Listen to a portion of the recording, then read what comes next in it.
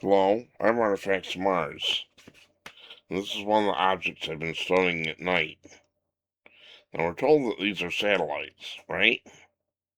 Not so fast. We're going to do a little illustration, a little math, and we're going to see where that leads us. This is from Britannica. There's no official definition of this region, but is usually considered to be between 100 to 1,000 miles above Earth. Those aren't numbers I got before. I got 200 to 1,200, but for our example, we're going to use a hypothetical satellite at 200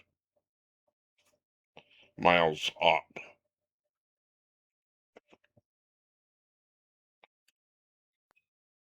Okay, in our hypothetical example, I'm sitting there looking at a satellite 200 miles up. Now, Earth's radius is about 4,000 miles, so on either side here, A or B, we're talking 4,200 miles. So these things average between 4, 3 and 4 degrees per minute. If you're talking low Earth orbit satellite, this would be something that would be typical. And what we're going to do is look at some of the angles here. Because angles are different, they're not going to be the scale. The angles are going to be different for an observer on the ground as opposed to the angles as measured from the Earth's core.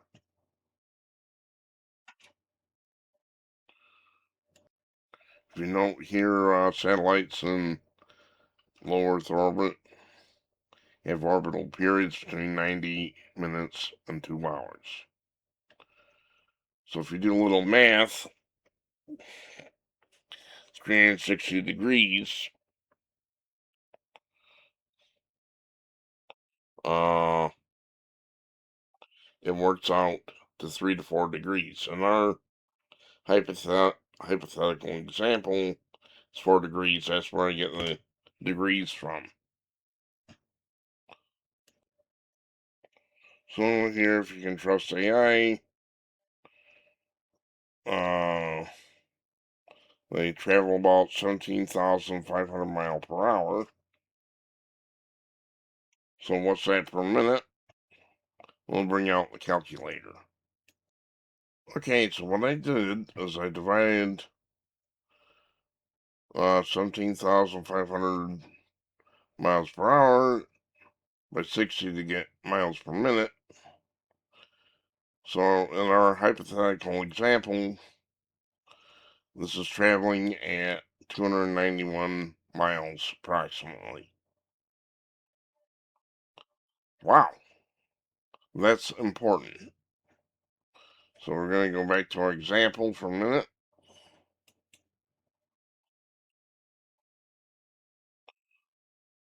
So in other words, if you're looking straight up and this thing is 1 minute away, if you're looking straight up and it travels for 1 minute, it's going to be 291 miles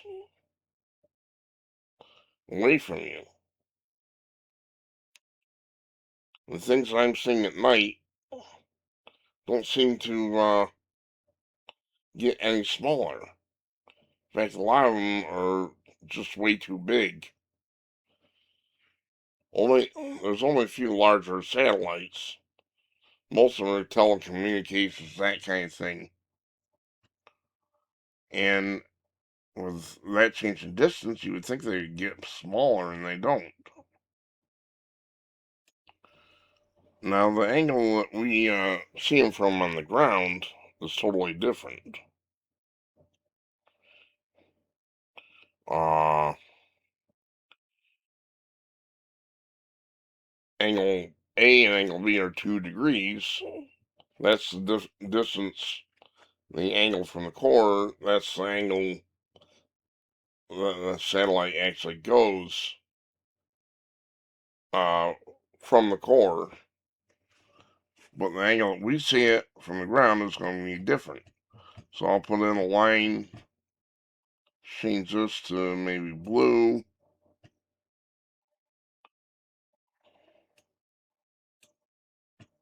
And it's screwed up.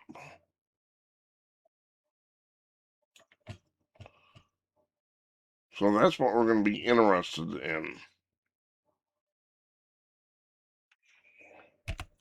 Hang on. That's screwed up. That's not what we're interested in. This is what we're interested in. The angle from the ground is going to appear to be much larger. But as it turns out, we can calculate this because in the larger angle,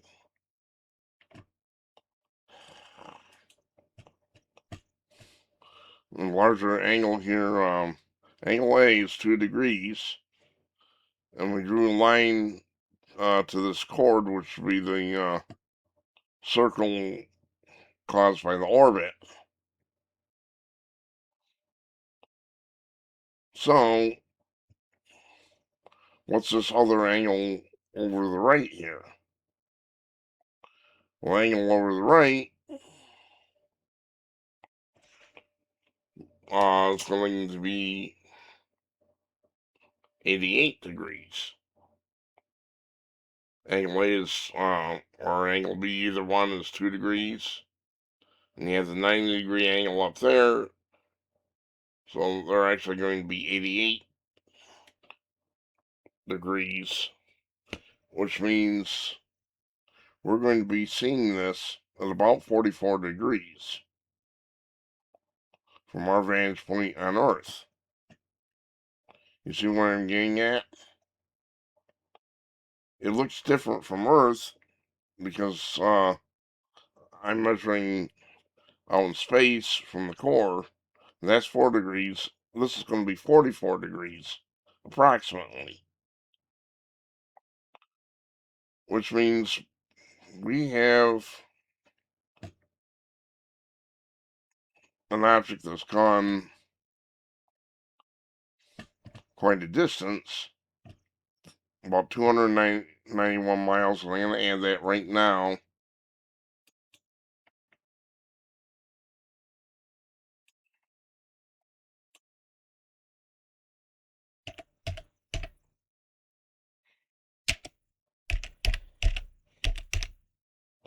Not all that is straight line distance,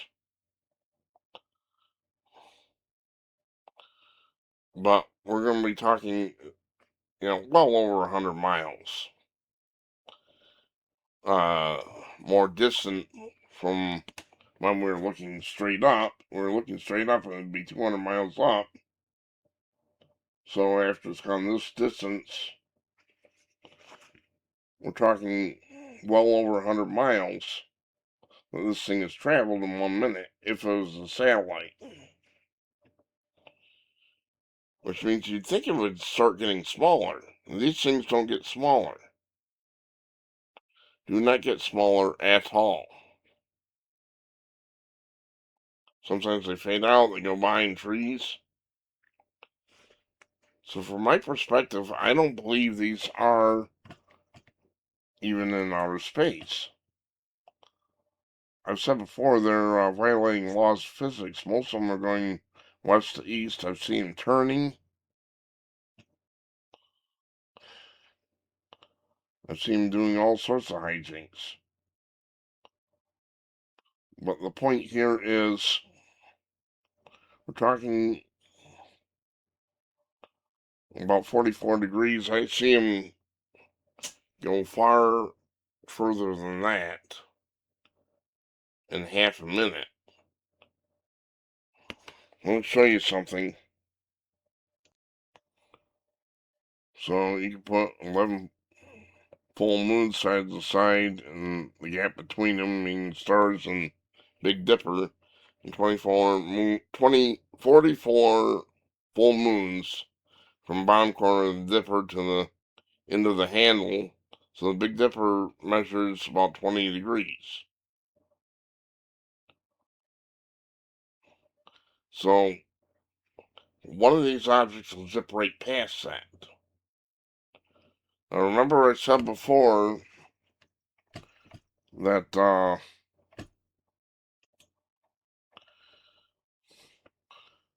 we have 44 degrees there approximately.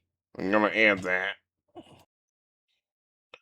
So we're in our hypothetical example of a satellite at 200 miles up, from our standpoint on the ground, it would go about 44 degrees. Big Dipper is 25. It is 20.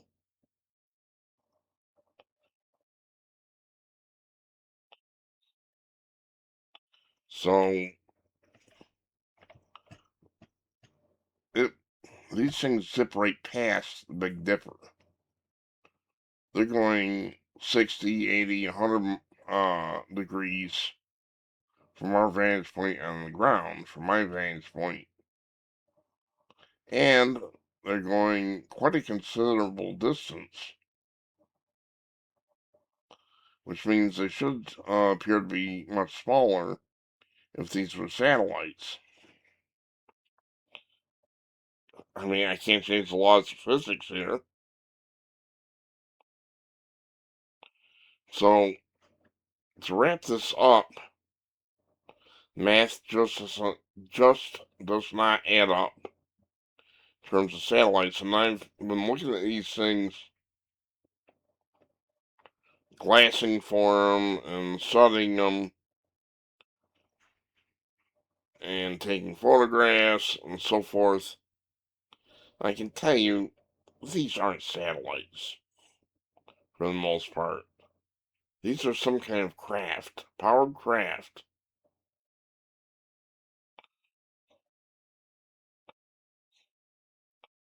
See, they go a lot further than 44 degrees. They'll zip right past Big Dipper, and that Big Dipper is 20 degrees, and they'd be past three of those in about 15, 20 seconds. So these are not near Earth orbit satellites. No way, no chance, no how. Might be a couple of darker, dimmer ones. I got a little bonus here.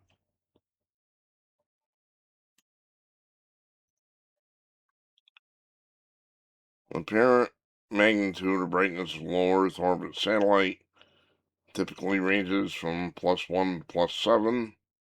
Large structures like the International Space Station can reach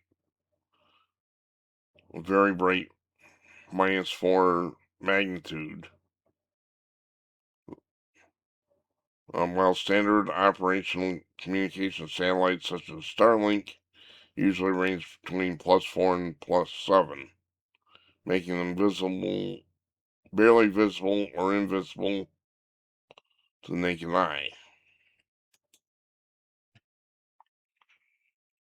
Very bright magnitude, -1, -4, large crude stations, or massive reflective panels during optimal twilight geometry, often outshining every star in the night sky. Well, don't generally watch them during twilight here. I'm watching them late at night. Post launch, not interested in that. Operation, operational LEO constellations 4 to 6. Remember, the higher the number, less visible it is. And 6 is cutoff point. Above that, you need equipment to see these things.